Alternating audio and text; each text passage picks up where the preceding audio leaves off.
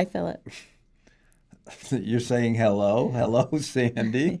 I'm saying hello, and Hi, Philip. I'm Hi, reflecting Philip. on something a few months ago where I was fortunate enough to leave you at home and go to the Multiple Pathways of Recovery conference in Colorado. Wait. So you were fortunate enough to leave me at home.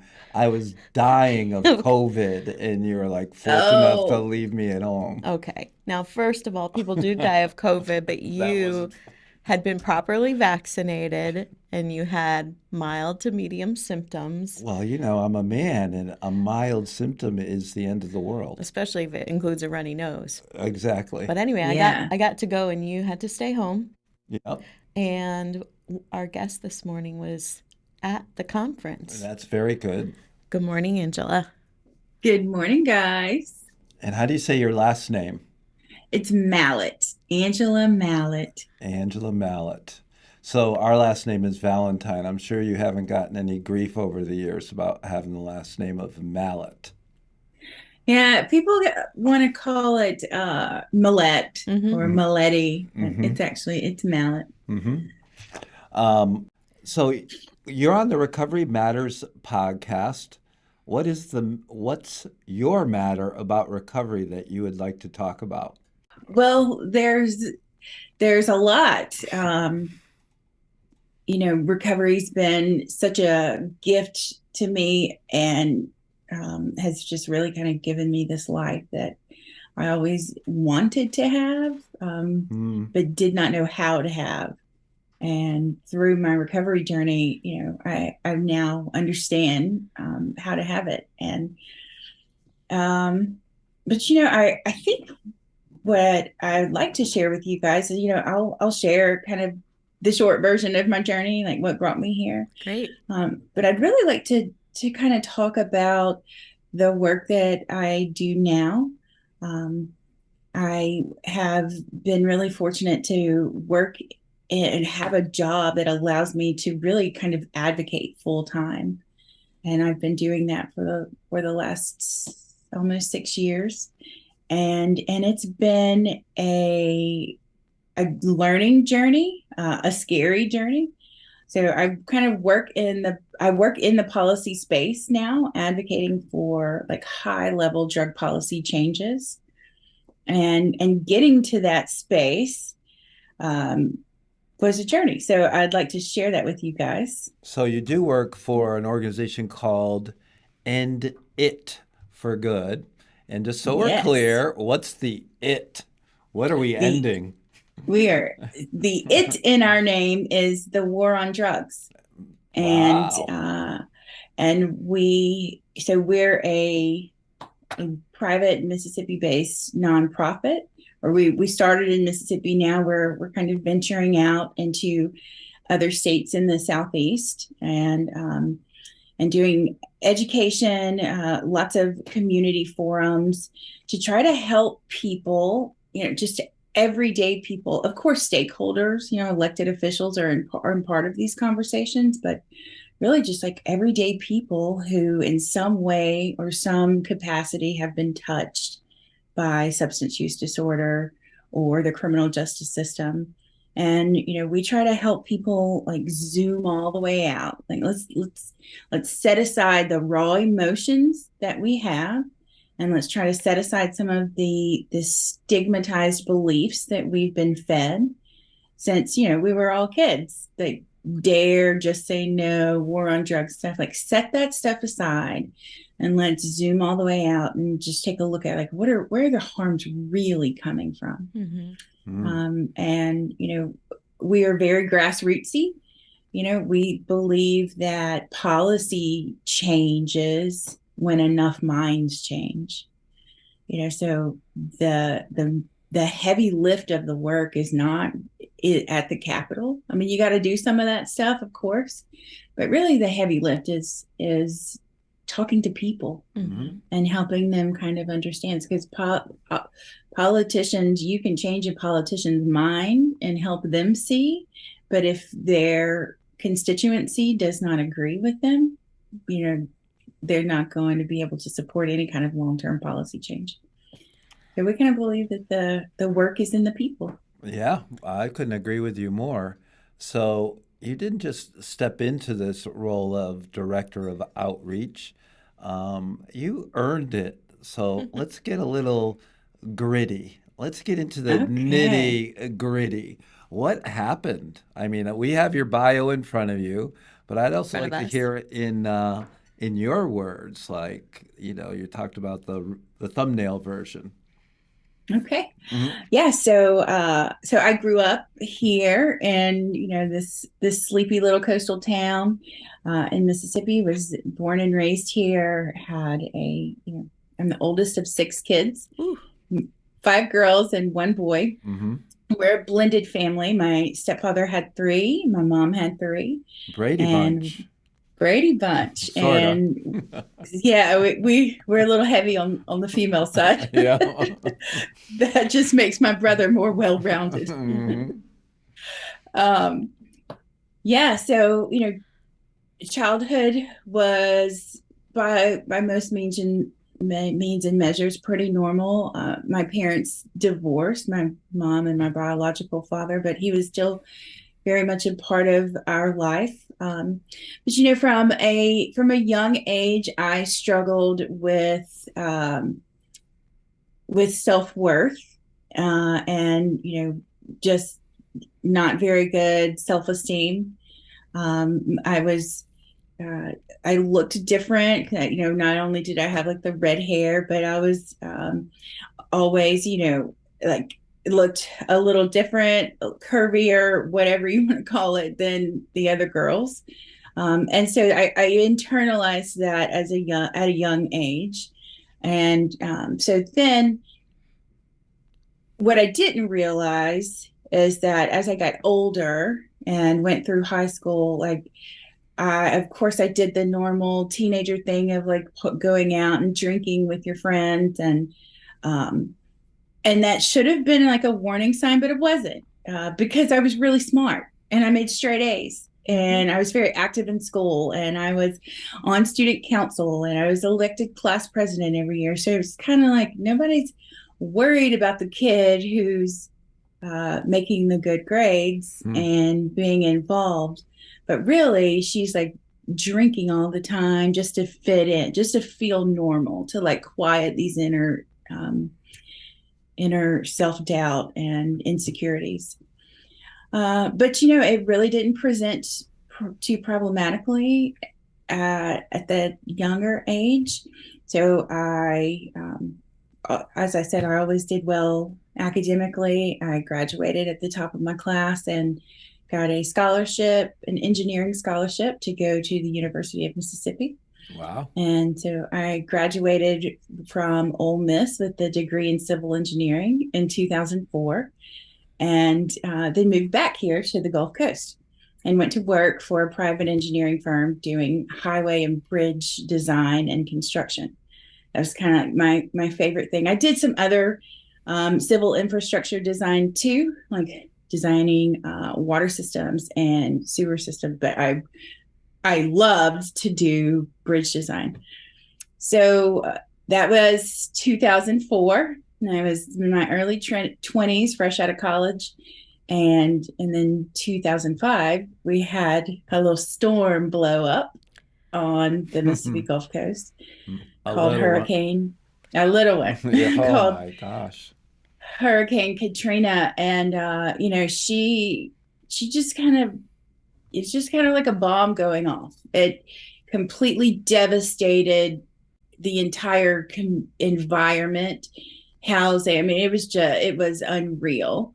Um, However, on the flip side of that, I got to be part of complete restoration and rebuilding of this place that I grew up in. Let me Which, ask you a question. Where were you during where was Katrina? I? Yeah. So I had a little house on my grandfather's farm. And so I was really, really fortunate that I did not have any damage, because we were on a farm. We were not directly on the water. I did have like a big tree that fell in on my back deck. but no damage to the house itself. Mm. And I tried to stay in my house for most of the night, and then it got really, really bad because we all thought it was a Category 3 hurricane. Hmm. It when we went to bed that night, I knew a storm was coming, but it was just a Category 3, and we've seen lots of hurricanes.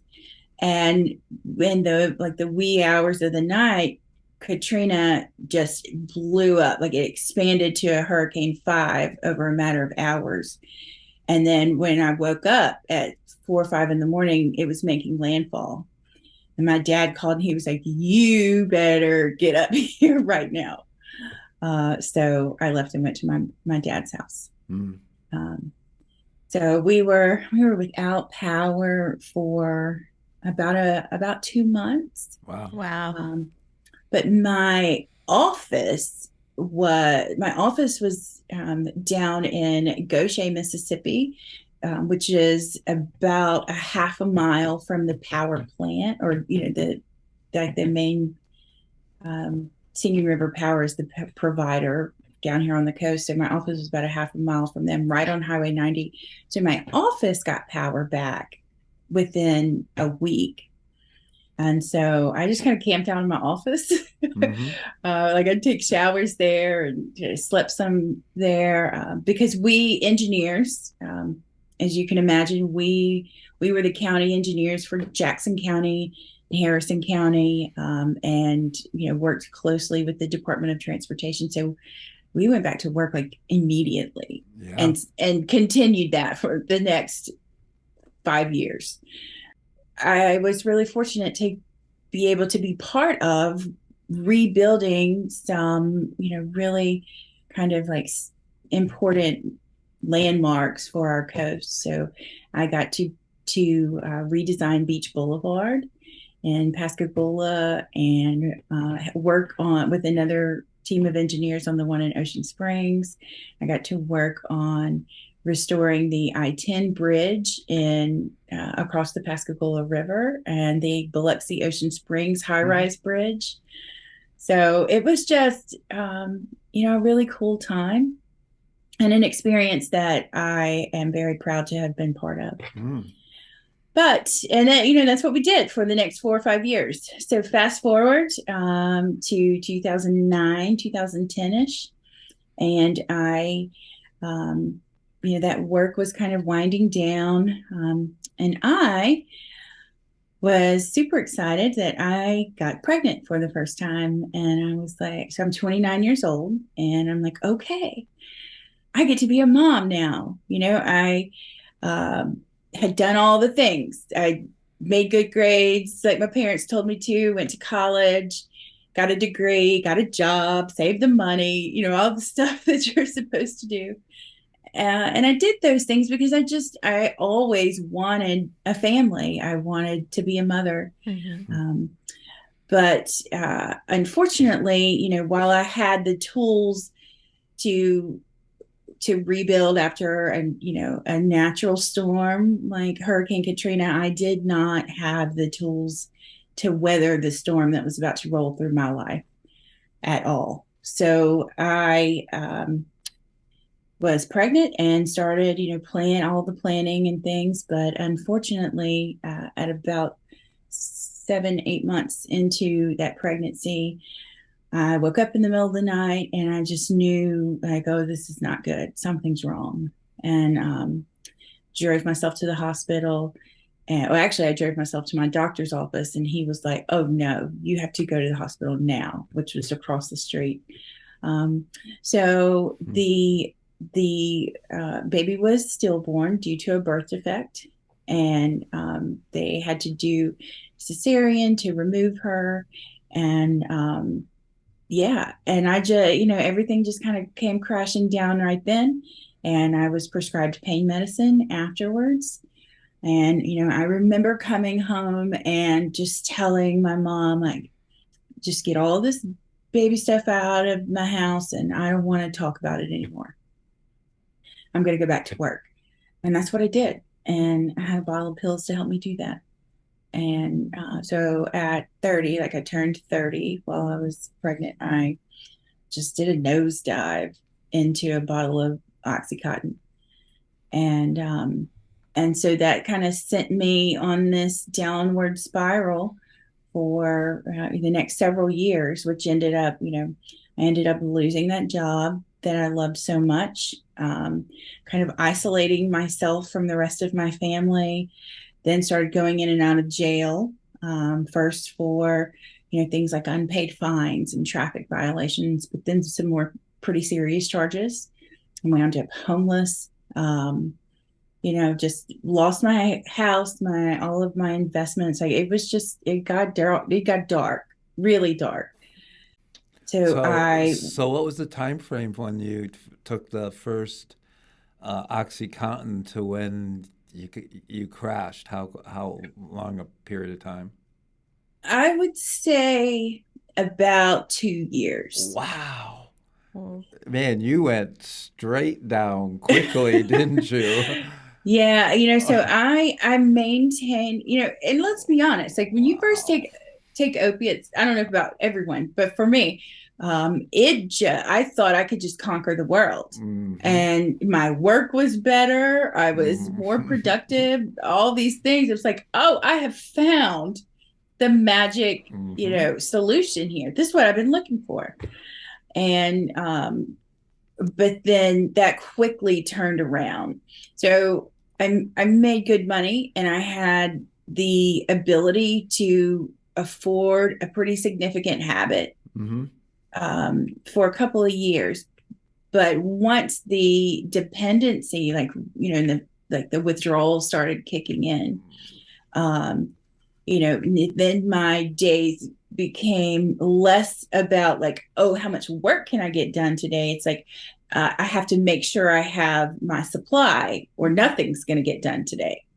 Um, so it went on for about 2 years, and then I was laid off from my job. Now they were doing layoffs with lots of people, but I my work performance was not doing well by that time. I was gone often, or I was gone like sporadically because I was having to go find medicine. I didn't want to get sick. And then I was not meeting deadlines, so I was laid off. And when I lost my job, um, it went downhill really, really fast. Uh, Probably within the same week, I began IV use. And once I did that, it was the game just completely changed. so And, I have to ask about you. You became homeless, and you had mentioned that you had a house on a family farm. Was that the same mhm. house that you lost during this time? No. So I moved. Okay. So when Katrina came, I lived, in a family house like Yeah. that my family owned. And but then I moved about 2007, 2008, and into another Because I just house that I wondered bought what the myself. family was seeing and how they were responding as they're seeing you go Yeah, down my this. family was just kind of like at their wits' end. They were frustrated Hmm. with me because they didn't understand. Hmm. They were like, "What are you doing?" Hmm. To them, it probably, I know, to them, it looked like irresponsibility. And she's just choosing to, um, to be irresponsible and not do what she's supposed to do or not show up when she's supposed to. And really, for me, it was more like I'm not showing up because I'm embarrassed Mm. of what's going on, and because I know this looks irresponsible, and it is irresponsible, but like I couldn't stop. Hmm. Even though I wanted to, I couldn't. But we'd never had addiction in my family. There are some, now that I know what I know, I look around, I'm like, oh, well, maybe we do. But no one knew what it was, Hmm. and certainly no one knew anything about recovery or 12-step programs. That people just, no one understood. No one around me really understood what that meant. Um, so I was arrested on 2 felony charges and then court ordered to go to treatment. And by this time, like there's no private insurance and there's no like nest egg to draw out from to go to treatment. I tried to go to treatment, and I made the phone calls to, numbers that came up when I Googled it. And they were like, oh, well, yeah, you can come in tomorrow if you have $8,000. And I'm just getting everyone like, if I had $8,000, I would be getting high. Not like that. Just the two things like did not make sense in my head, and they still don't. To be honest with you, like the exorbitant cost for people to access the care that they need when they're struggling with substance use disorder just rubs me the wrong way. It Yeah. always has. Me Still too. does. Me too. Unfortunately, thanks to SAMHSA and the Mississippi Department of Mental Health at the time, they had a indigent grant funding program that would pay for persons to go into treatment. And I did. I went to treatment at this incredible little place in Jackson, Mississippi called Friendship Connection, and went there and just learned, like my eyes were opened to this whole like people get better. I had no concept of that. I really thought I was just doomed and like this is the life that I'm gonna live, like in and out of jail. And because now I have to take, I'm obsessed with this medicine and I can't stop using it. But then I went and I saw like, oh wow, you can get better. And so I went there, had a relapse, went back, and so I have now been in recovery since February of 2016. Wow. So almost Congratulations. 6.5 years. And the flip side of this, the happy side of this is that God finally gave me that beautiful little baby girl that I'd always wanted. My daughter Stella was born and she is now 7 years old, and I have been in recovery since she was 1 year old. And so she's in second grade and she's just thriving. And she's the most important gift in my recovery. So what a remarkable story in the sense that here's a woman that seems to have everything together, and then you do have this medical experience, prescribed medication with no real it doesn't sound like a lot of monitoring of the medication for you. And I love that you called it, you could, even to this day, you don't call it a drug, you call it a medicine, that I couldn't get enough of my medicine that was prescribed to me. How often do you run across this same scenario? Quite often. I mean, I think it's happened to lots of us. But I do want to say that I believed, this is the first, I told you I went to treatment the first time, then I had a relapse and I wanted to go back. So I went in believing that what had happened with losing the pregnancy and also the relationship, with the partner at the time, that ended. It was a very toxic relationship and it needed to. But, all the grief surrounding that, I went into treatment thinking that that was the problem, right? That's what caused this. And that's all I need to talk about. I just need to talk about that, process that, and then let me move on. And that's not the case. What I failed to understand until I went back the second time and really just kind of dug into trauma work and understanding, like, what happened in my childhood that kind of like set the stage for this to happen as an adult. When I went back the second time, I learned about that. I understood that my substance use disorder happened. Yes, the losing the pregnancy, that was the impetus. But really, if I look all the way back to like 5, 6 years old, I was numbing with food. Mm. And then that compounded these insecurities because I was overweight. And then in 13, 14, I'm numbing with alcohol. Like I couldn't be in social settings without the alcohol. Mm-hmm. Um, and I had to go back and address that stuff and stop blaming this thing that happened when I'm 30 years old. Mm-hmm. And once I did that, then recovery, like really, I'm like, okay, here we are. So this now opens up this whole new world of trying to understand childhood experiences, some trauma, some not. The word trauma is important, but sometimes I think, if you're speaking to like the general public, trauma can be a little bit misleading. Mm-hmm.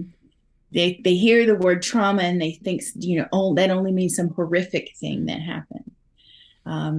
So I like to use experiences because like very benign experiences in our childhood, like being put on a diet when you're 6, kind of can set the tone Mm-hmm. for the way you view yourself Mm-hmm. for the rest of your life. The, Anyway. the other point I'd like to make, and you share a lot with Sandy, and I'm sure she'll jump in on this. I'm crying. But the other part is a lot of people don't think someone with a real high intelligence quotient, a high IQ, could get addicted. How is that possible? You're too smart to get addicted. And I certainly found that to be true for me.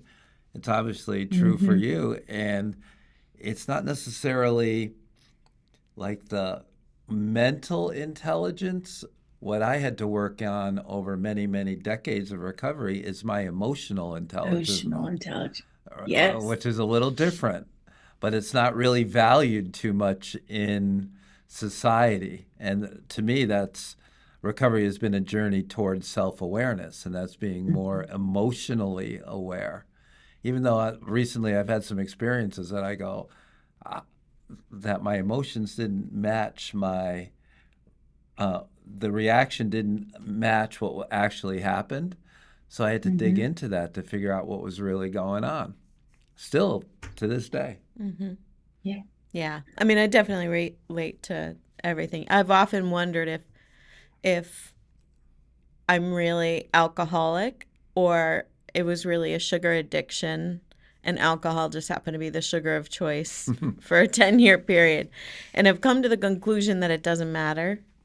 It doesn't matter. Like the point for me is that I need to abstain from those things if I'm going to have any peace in my life. But like you, all those messages, I had weird messages in the house where my dad was diabetic, so all the fresh fruit was reserved for him because it was expensive.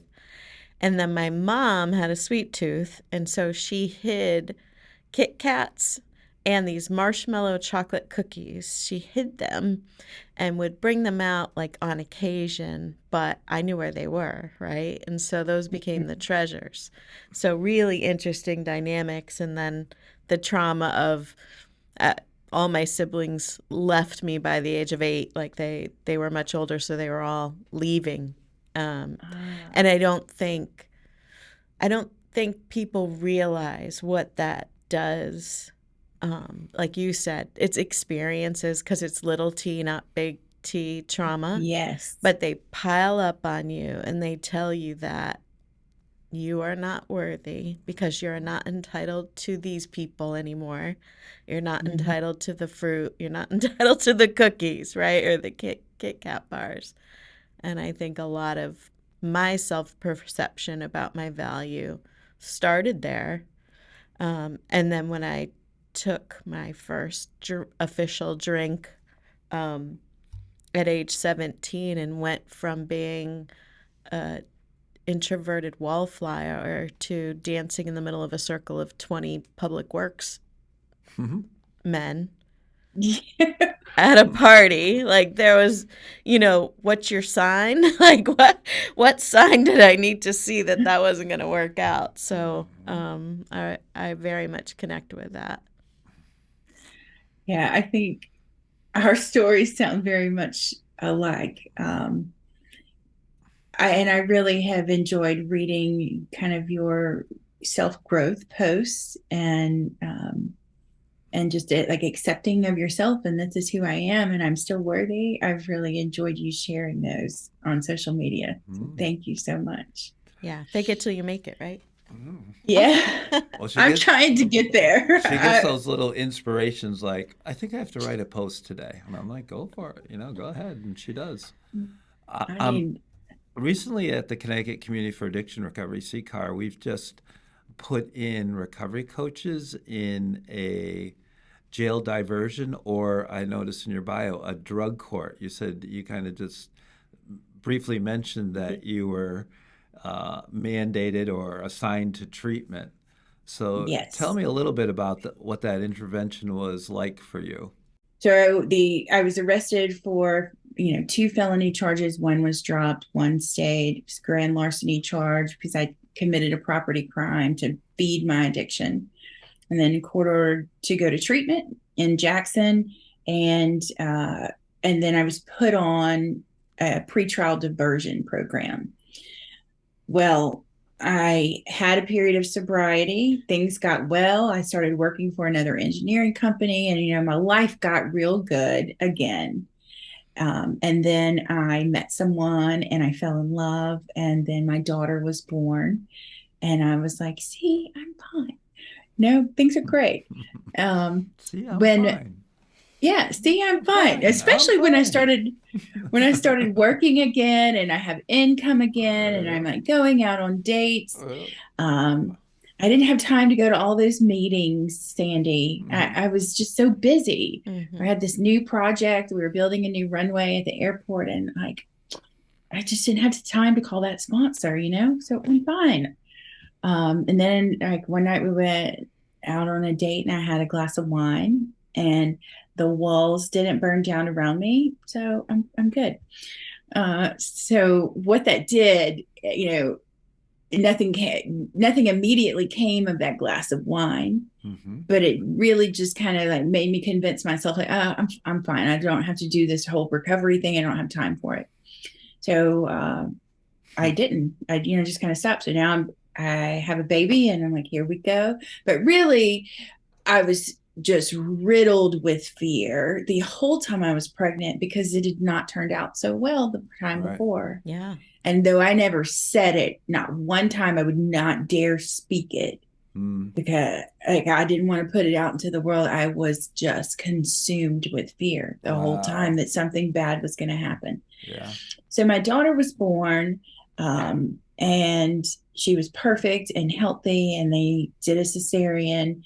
But because I convinced myself that I was fine, I did not tell my doctors that I had once had a problem with opioid use disorder. And so they gave me pain medicine in the hospital, like they're supposed to do, right? And I was breastfeeding afterwards, so I knew I couldn't take the prescription that they gave me. Um, but I didn't throw it away either. I just kind of like stuck it in the bathroom Just in case. and just in case. So Just in case. my daughter was about 6 months old, and I was not breastfeeding any longer. And I laid her down in her nursery one day to take a nap. She went to sleep, and I go into the kitchen, and I'm standing at the sink, and I'm just looking outside. It's a beautiful day, and I'm standing in this bliss, right? The happiest I should have been, the happiest I have ever been in my life. I've got a beautiful home, someone who loves me. I think we just lost her. She froze here. She just freeze. Yeah, she just freeze. Give it a second. Why'd it cut out when she was standing in bliss?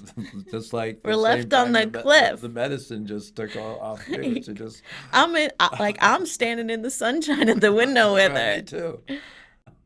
Hey, There we are. Angela, before we lost you, we lost connectivity with Yes. Mississippi. We were standing in the bliss at your kitchen window, and Phil thinks you were wearing a blue shirt. So that's kind of the first question as we take you back. Was it a blue shirt? Can you remember what you? I don't know why he. Oh, wow. I don't remember what I was Well, wearing. we both had pictures of you, and I was like standing behind you as you were standing there looking out at this beautiful day, and then something must have Yeah. happened. And I was imagining yellow curtains floating in the breeze with the Yeah. sun. Yellow curtains. So Yeah. It's just a beautiful day in my life. Like I had all the things that I had wanted. The All home, right. the baby, someone who loved me, and I didn't have to work. Stella's dad said, after she was born, he told me that I could, stay home with her. But I'm standing there, and all of a sudden, I remembered those pills that were in the bathroom. Now, some people might call this the devil, right? If you're into faith-based recovery, they'll say that's the enemy or the devil. If you're in 12-step, they'll say that's your disease. A more clinical approach would say, that's a recurrence of cravings. But what it really boils down to is it's unresolved trauma, that things that we hide away inside of ourselves and we don't ever want to deal with, like coming back and manifesting itself at like just the most inopportune damn time. So I remembered those pills that day, and I quite literally was powerless to not take them. I didn't even think about not taking them. And it was like, oh, they're there, and I'm fine now. Remember? Look how great everything is. And so I went and got those pain pills out of the bathroom, and I took them, and probably within a week, I was injecting again, Dilaudid, heroin, whatever I could find. Wow. And so I went on this like downward spiral, the secret relapse for several months. I hid it from Stella's dad and my family. And then one Friday morning, I went into town and had to go get groceries, and also went and bought pills to like kind of last me for several days. And I was arrested, and Stella was with me. And so, and that, my experience with substance use disorder the first time when there was homelessness and all this jail and all this stuff was very, very, very dark and scary. This time, though, after my daughter was born and this happened, and like I'm standing there and the police are taking her out of my arms and putting handcuffs on me, like that was my bottom. That was like, okay, this is horrible. And so I went to jail. Thankfully, Stella's father came and got her. And I went to jail, and I told him, I was like, don't come get me. Like, I know there's going to be an arraignment and they're going to try to set bond. Like, don't do it. I have to go get help because I want to stop, and I cannot stop on my own. And I need to stay here until I can get back into treatment. I had no idea if a judge was even going to let me go to treatment, but I knew that that's where I needed to go. And thankfully I was able to go back to treatment. So now what happened when I was arrested then and went back to treatment, it violated this pretrial diversion probation I had been put on. And so, had to go back in front of the judge for that violation. And that is when they decided to place me on drug court. So drug court was, a good experience for me because I was ready for it. Now there's lots of conversation to be had about how to make drug court programs more trauma informed and client centered, less punitive. I could talk about that stuff all day long. there are lots of improvements to be made in that space, but the program itself gave me great guardrails to kind of restart my life. So I was on drug court for 3 years and graduated, and I did abstinence-based recovery, because that was the only option. There was no MAT allowed back then. Thankfully, that has changed in our state due to lots of great advocacy.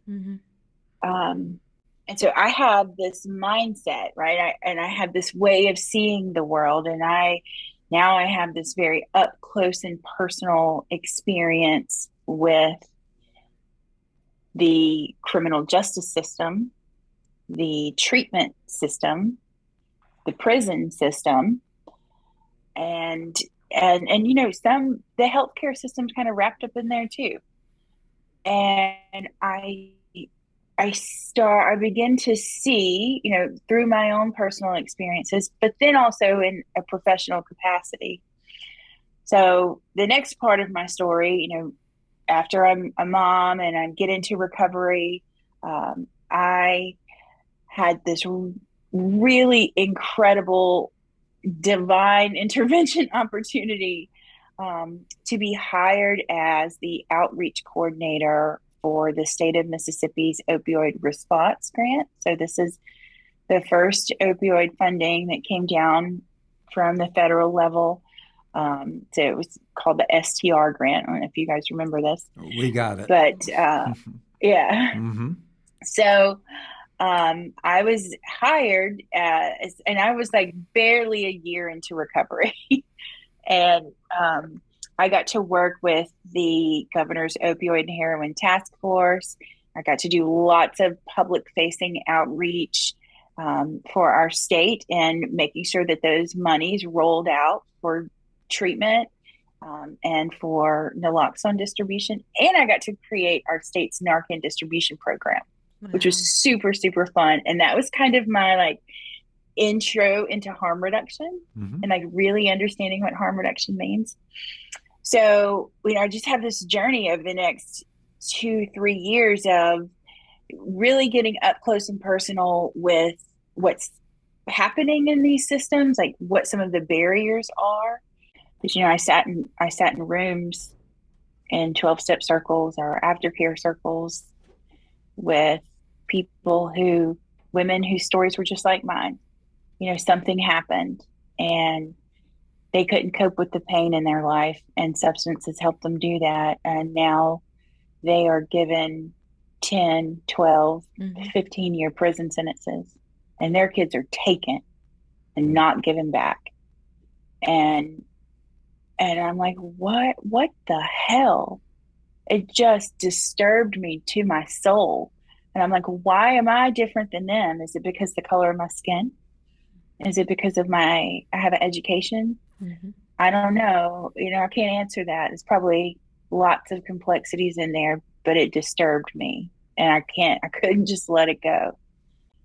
So I went on this journey of just, trying to read everything I could and understanding the policies that have created this system. It just opened my eyes to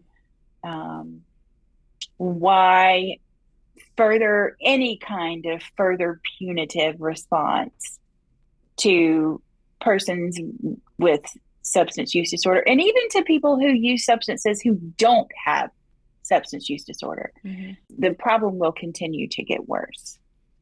And if we can't zoom all the way out and see the harms, the vast majority of harms that we see in our society today are because of our drug policies. And at a very, very macro level, we've got to rethink those, or the devastation will continue. Case in point is fentanyl. Fentanyl is here with us because of the iron law of prohibition. The iron law of prohibition says that anytime you prohibit a substance, you will see an immediate increase in potency and contamination. And so let me just give you like an example of what that looks like in the real world. So have you guys ever been to a college football game? Oh yeah. Mm-hmm. Yeah. Okay. Mm-hmm. So on any given Saturday across the country on a college campus, or you're going to have a football game in the fall, the majority of people that are outside the stadium tailgating are drinking beer, which is 5% alcohol by volume. But when it's kickoff time and you have to go in the stadium, the majority of people are now drinking hard liquor Mm-hmm. because alcohol is not allowed in the stadium. Right. So when you go inside and you have to smuggle it, you need the biggest bang and the smallest package possible. So you know, you're going to smuggle a 6-pack of beer in your boots to a ball game. You're going to bring in a flask of Mm-hmm. hard liquor, so you get a potency increase. That is what is happening in our country today with fentanyl. Mm-hmm. You know, the harder we cracked down on the safer supply of opioids, the black market happily came in and filled that void with a really potent substance called Mm-hmm. fentanyl. So, you know, these are the kind of conversations that I try to have now, and our entire organization at End It for Good. You know, we try to help people understand these larger forces at play with the, you know, the overdose crisis and the substance use disorder kind of like epidemic that we're seeing across our country. And, you know, until we are able to zoom out and kind of look at these larger pictures and make some larger policy changes, you know, we're going to continue to see this. Mm-hmm. So, you know, I try not to live in the dreamland of, you know, we're going to decriminalize or have legal regulation. You know, I understand we're probably decades away from seeing that. But I also don't want to see people die in the meantime. And so what we do between now and these big policy changes years in the future, we've got to really embrace harm reduction. Mm-hmm. We've got to focus on, let's keep people alive. You know, if they're using substances, let's help them, you know, stabilize and try to do it in the least harmful way possible. And then when they're ready for a higher level of care, let's get them there. Mm-hmm. Yeah, so I am 100% on board with harm reduction. I believe it is how we keep people alive. Mm-hmm. But I also believe it is our roadmap to reform, Yeah. as Maya Salovitz says. Mm-hmm. I think that, you know, that's a beautiful way to end, and you know, your story of, you know, making an impact out of your own personal experience, and then also making sure you're staying connected with those who are still living these experiences is really powerful. I also like to, I have an idea of how old you are, but I would label you a young person in recovery, just given, and I would say that our future is bright with people like you carrying the torch. So, you know, continue the work you're doing. I'm so impressed, and I leave our conversation more hopeful and more optimistic. So thank you. Thank you both. Mm-hmm. Thank you for those kind words and for just the chance to share space with you this morning. I hope I get to hug both of your necks in person one day. Yes. All right. I hope Multiple so, too. Pathways of Recovery Conference in January in Florida. Florida. All right. You have a great day. All right, guys. Thanks, Angela. You too. Bye-bye. Thank you. Bye.